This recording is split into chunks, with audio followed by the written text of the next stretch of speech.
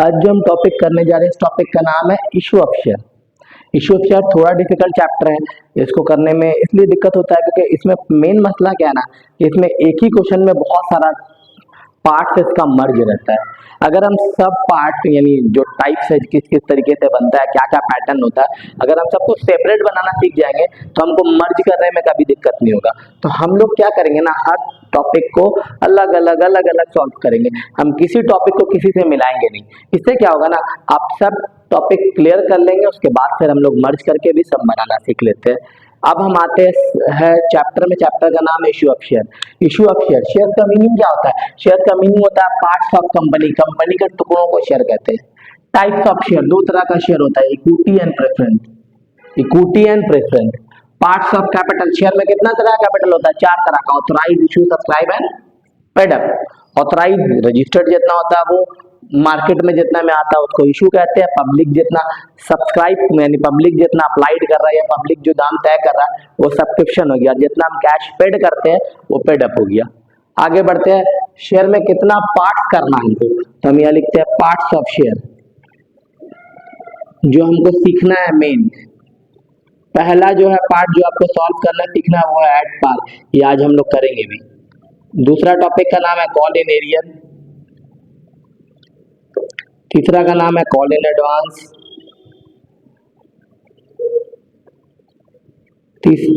चौथा का नाम है interest on call in advance.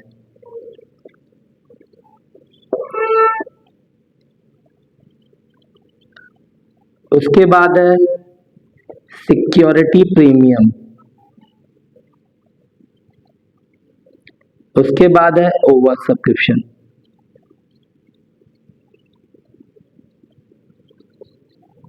और लास्ट टॉपिक है जिसका नाम है प्रो राटा। 1 2 3 4 5 6 7 यानी टोटल 7 टॉपिक हम लोग को बनाना सीखना है। सातों टॉपिक। अच्छा, इसमें कुछ फार्मूला भी होता है, वो फार्मूला आपको याद रखना है। एक फार्मूला होता है इंटरेस्ट के लिए, interest on call in advance.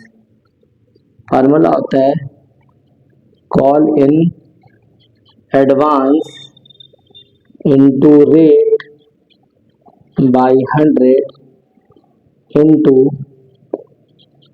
Time by 12। दूसरा फार्मूला होता है प्रो रेटा के लिए। प्रो राटा फार्मूला होता है call in arrear into adjust on allotment bye issue. पर ये जब आएगा तब हम इस फार्मूला को क्लियर करेंगे। अभी सिर्फ पैटर्न जान लो। अब शेयर का इंस्टॉलमेंट कितना होता है? Instalment of share, instalment of share. Share में 4 इंस्टॉलमेंट होती है। पहला इंस्टॉलमेंट का नाम है एप्लीकेशन।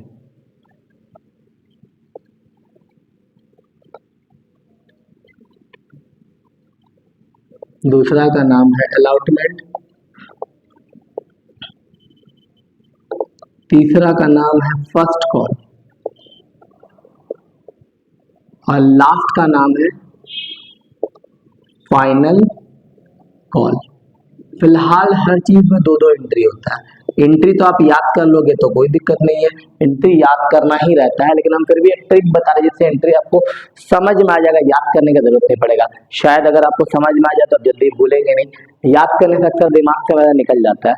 इंस्टॉलमेंट में एक सिंपल प्रोसेस हम लोग आप जा रहे हैं।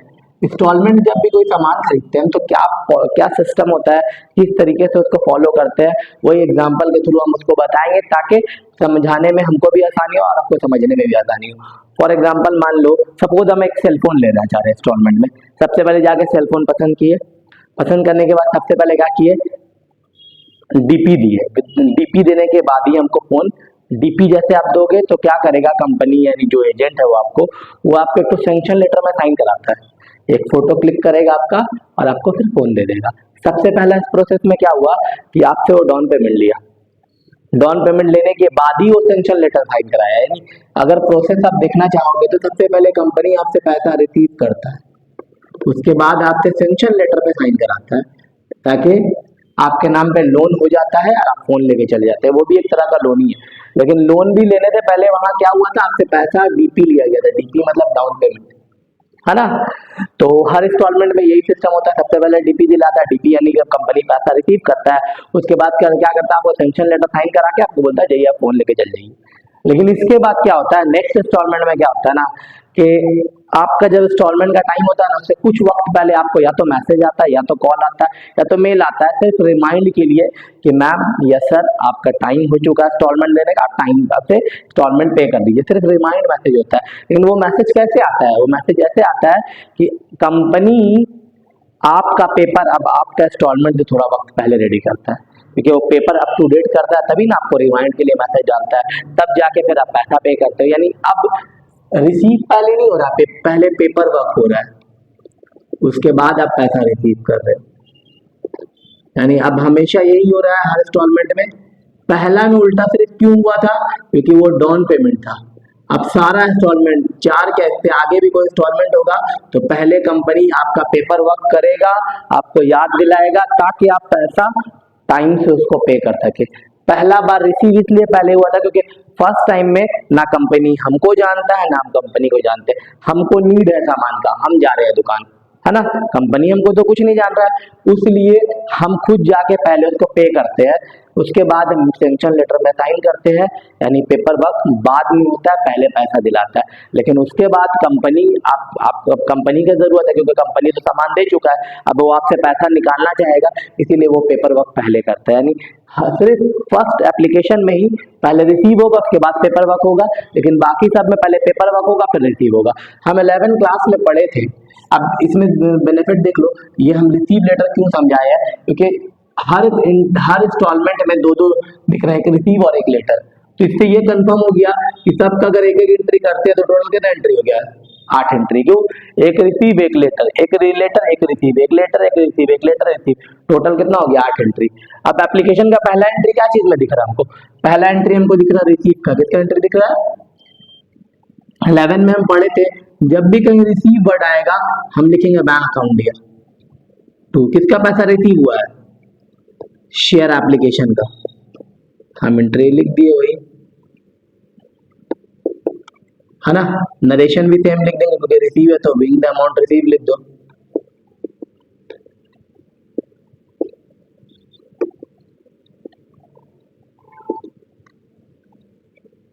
उसके बाद क्या चीज का एंट्री है, लेटर का एंट्री है।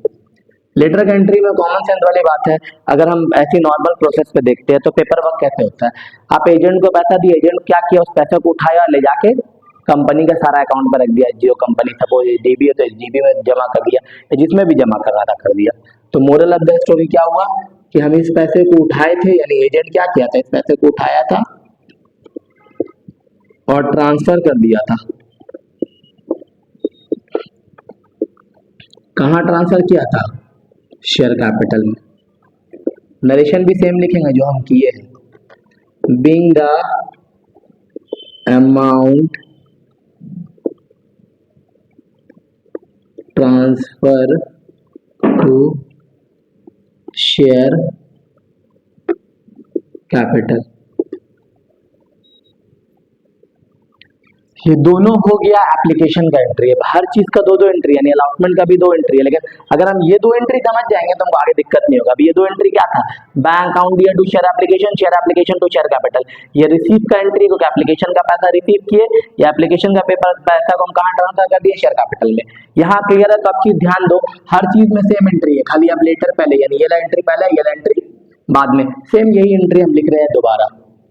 शेयर क्या था, एप्लीकेशन था ना। अब यहां ध्यान दो, मैं एप्लीकेशन टू शेयर कैपिटल, अब अलॉटमेंट का एंट्री कर रहे हैं ना।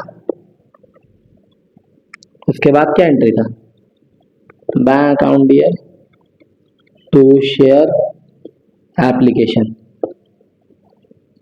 लेकिन हमको फिर याद दिया इसका नाम तो एप्लीकेशन नहीं था, इसका नाम क्या था, अलॉटमेंट, इसीलिए हम एप्लीकेशन का नाम की जगह में सेम एंट्री कर रहे हैं, बस खाली उसका नाम चेंज कर देंगे। दूसरा का इंस्टॉलमेंट का नाम क्या था, अलॉटमेंट, इसलिए हम लिख के काटे ताकि आपको पैटर्न समझ में आए। सेम एंट्री हुआ, खाली बस अब हमेशा ये एंट्री पहले होगा, ये एंट्री बाद में होगा। अब देखिए एप्लीकेशन का जगह में खाली क्या लिख दिया, अलॉटमेंट, है ना। बैंक वाला में तो जो नरेशन था वही जाएगा, बिंग द अमाउंट ड्यू, नहीं बैंक है तो रिसीव। अब जैसे अलॉटमेंट हुआ वैसे फर्स्ट कॉल होगा, सेम एंट्री, सेम एंट्री, कोई फर्क नहीं। Share first call same entry, देखो अलॉटमेंट में खाली फर्स्ट कॉल लिख रहे हैं, टू शेयर कैपिटल। इसके बाद बैंक वाला entry, bank account dear to share first call, same entry की है, खाली नाम चेंज कर दिए। देखो share allotment to share capital, है ना, बैंक टू शेयर अलॉटमेंट, यहाँ शेयर फर्स्ट कॉल, अलॉटमेंट की जगह में फर्स्ट कॉल आ गया, share first call to share capital, bank to share first call है। अब जाहिर सी बात है बैंक वाला में तो रिसीव लिखेंगे, लेकिन इसमें मिला था तब ना ट्रांसफर किया था, यहाँ फिर नॉर्मल ड्यू लिख देंगे, बिंग द अमाउंट ड्यू। अब हमेशा वैसे ही चलेगा, अलॉटमेंट का एंट्री है, ड्यू रिसीव, यहाँ पे भी फर्स्ट कॉल में भी ड्यू और रिसीव। यहाँ तक कोई दिक्कत है तो बताइए हमको।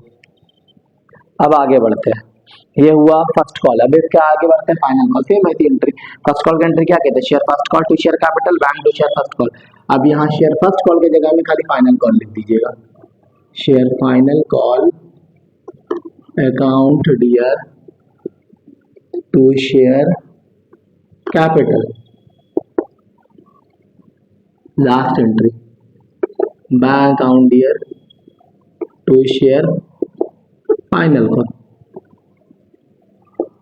अब ध्यान दीजिए, जैसे bank to share application to share capital, यहाँ क्लियर था। अब यही एंट्री को खाली हम उल्टा कर दिए, शेयर एप्लीकेशन की जगह में लिख दिया allotment to share capital, bank to share allotment, allotment का हो गया। फर्स्ट कॉल का करना चाहेंगे तो share first call to share capital, bank to share first call. अगर फाइनल कॉल करना चाहते तो share final call to share capital, bank to share final call. मतलब सब एंट्री सेम है, सबका दो दो एंट्री है। देखो ये दो, ये दो, यानी टोटल 8 एंट्री हो गया।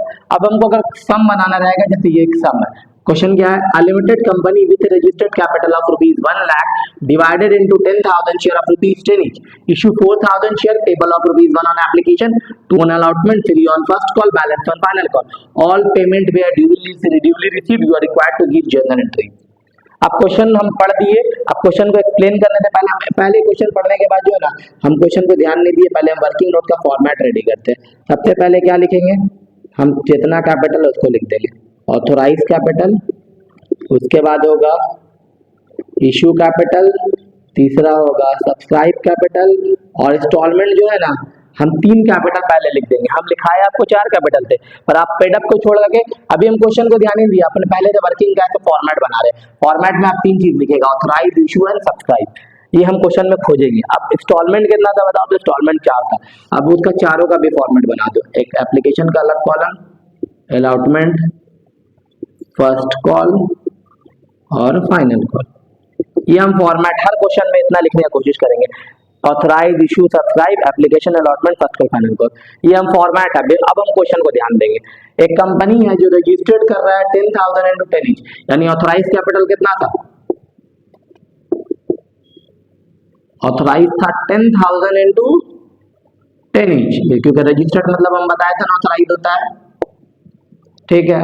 अब आगे बढ़िए, इशू कितना है, 4,000 शेयर ऑफ ₹10 each, यानी ठीक है।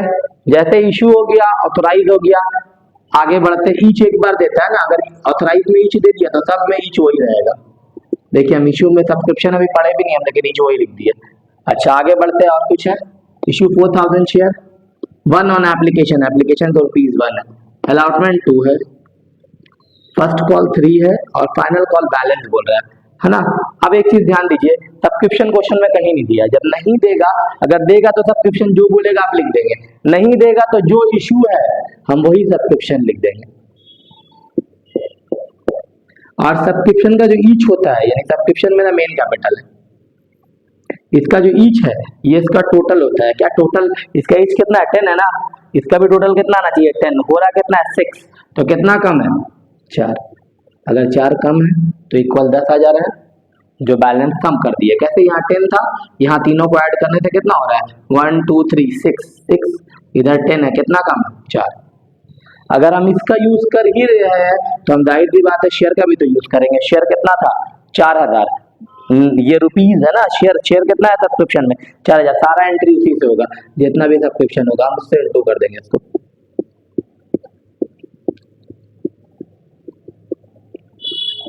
एप्लीकेशन है 4,000, अलॉटमेंट है 8,000, फर्स्ट कॉल है 12,000, फाइनल कॉल है 16,000। अब कुछ नहीं करना आपको, application, allotment, first call, final call, आप प्राइस उसका फाइंड आउट कर लिए, बस कुछ नहीं। एंट्री हर क्वेश्चन में सेम होगा, बस इसका जो प्राइस है उसको पुटअप कर दो। सपोज एप्लीकेशन का ये 2 एंट्री था, एप्लीकेशन का अमाउंट कितना 4,000, आप फटाक से पुटअप कर देंगे। अलॉटमेंट कितना था 8,000, अलॉटमेंट का भी 2 एंट्री है, अलॉटमेंट में अमाउंट पुटअप कर दीजिए 8,000 8,000। फर्स्ट कॉल कितना था 12,000, है ना, और फाइनल कॉल कितना था 16,000।